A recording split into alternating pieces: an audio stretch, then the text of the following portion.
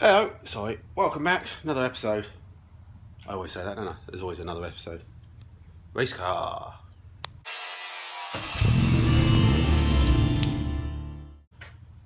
Start with the bad news first. Wheel nuts haven't arrived. So we can't make this a roller. I'm down about that, that's for sure. I'm sure you guys are as well. But anyway, we just need to crack on and we'll do some welding. I carefully removed the power steering pump. You can see me disconnecting the pipes there. They just allowed me to bolt this wing on, just so you can get an idea of what we've got to play with, which isn't much. As you can see, engine mounts there, which are, I think, on the back of the engine. And I think the gearbox just sort of comes there. Then you've got the engine. Flat 4 box, obviously. So, yeah, not too sure how much we're going to have to extend it by. I think it's definitely less than 6 inches. Definitely more than 3 inches. But we shall see. I'm thinking for the moment, unless things change, to put the radiator in the boot. I'll show you that idea now. Basically, we've got the footwell, haven't we? Where the old spare wheel went. I'm thinking of either cutting it out or actually just making nice big holes. Cutting it out, I think, to be honest. And then basically the radiator can mount 50-50. 50% inside the car, 50% below the car. Hopefully it will get them some draft under the car. I don't really know too much about the old ground force effect and all that sort of rubbish, so I don't know what sort of pressure there is, or negative or positive pressure, but we're just going to have to see. And then in the inside of the car we can either have some vents in the window here, or on the side here, or we can even do some vents in the roof here, which then vent down to the top part of the radiator. But that's all time and hassle, isn't it? So it's so much easier just whacking the radiator at the front of the car. Okie dokie, no welding yet. I managed to find a couple of wheel nuts laying around, but they're not the right ones, so I'll just ground them down so they at least fit in. Just going to put one wheel on each. One's on this side, just to see how things are looking. So you can just see we got the steering going. So obviously you can see I'm going to need to cut some out. I'm hoping it's not going to go near the hinge panel. That is the worst thing I need. So moment of truth, guys, let's cut some out and see what happens. I just need to have the hinge panel still left, otherwise poop. Steering rack limiters. Well, more good news. As you can see, we still have a bit of a door hinge left. There ain't much, it ain't much, but it's enough.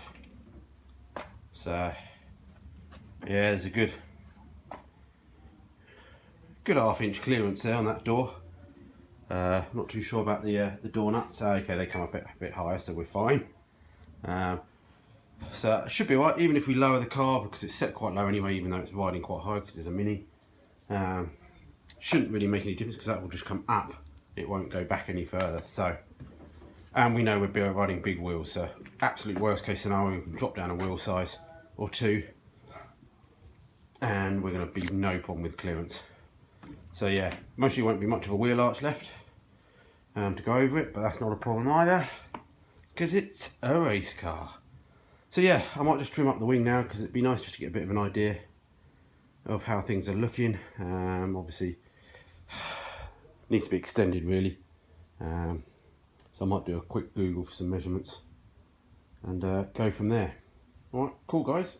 While I'm here, what is funny, when I was doing it, you don't normally see this because you don't normally see the old shock, but when you just turn, can you see how much that tilts? That's just the way it is. That's why it's got a bearing at the top.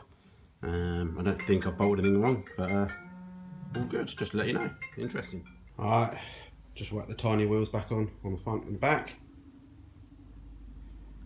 Sit slightly high at the front, but obviously I haven't got no engine, so that would make a bit of difference, wouldn't it? And also the other side's up slightly high at the moment because I've just stuck some tyres underneath it.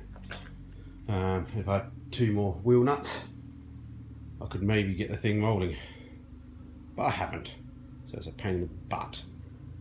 So what I might do is actually just trim. I haven't done anything with that passenger arch yet, so let's get that trimmed out and welded a little bit like we've done this side, and then it is ready for when we do have wheel nuts in the next video, I'm afraid. Sorry.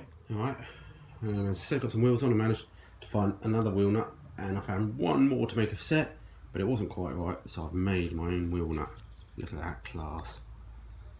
So at least I think we can get all 4 wheels on and see if it rolls. Shall we? Shall we?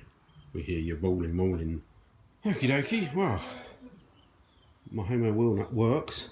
Managed to find a couple of nuts to hold the subframe in as well, which are the same size as the steering trackboard ends, and it now moves.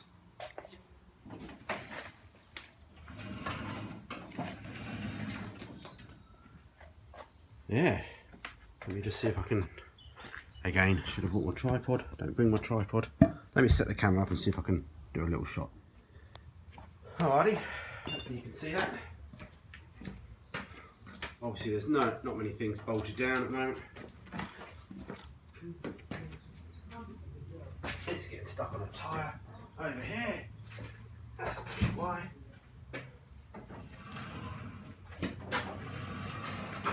So there you go. We've got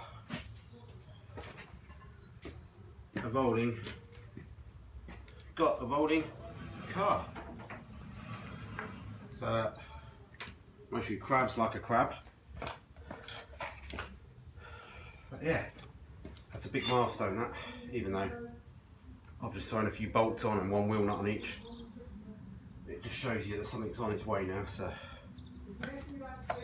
just a case of a lot of welding now. Alrighty, I just popped the door on. Thought I was going to get more work. Well, I'll get some welding done today, but I haven't actually got any done. So, but yeah, I've got it rolling. A few issues I've spotted, so I need to think about them and work out what I'm doing before I go berserk welding more stuff up. But yeah, it's all looking good. So yeah, I'm off down the tip now.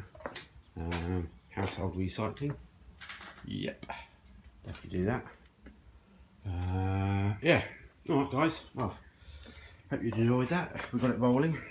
A lot more to do yet. Look, there's a few little holes that we need to fill in, and we're going to get there, I think.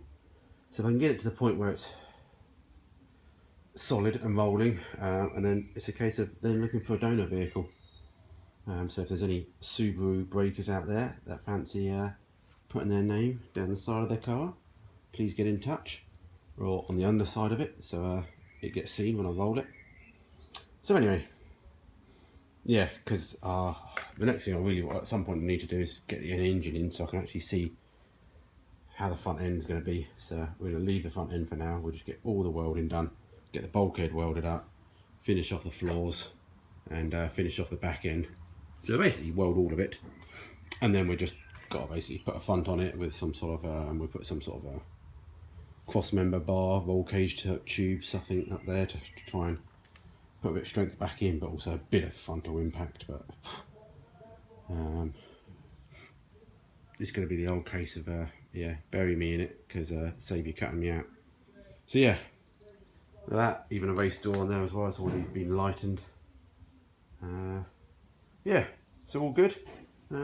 Catch you next time. Sorry if it's a bit of a short update, but it's been quite a fascinating one. I hope you enjoyed it. I just wanted to say that actually the original idea of using mini outer floors seems to have worked. I had that idea months ago, as you know, so it's quite nice that sometimes these ideas in your head don't actually work out to how you thought they were, but that one seems to have worked out all right for now. So yeah, spot on, and catch you next time.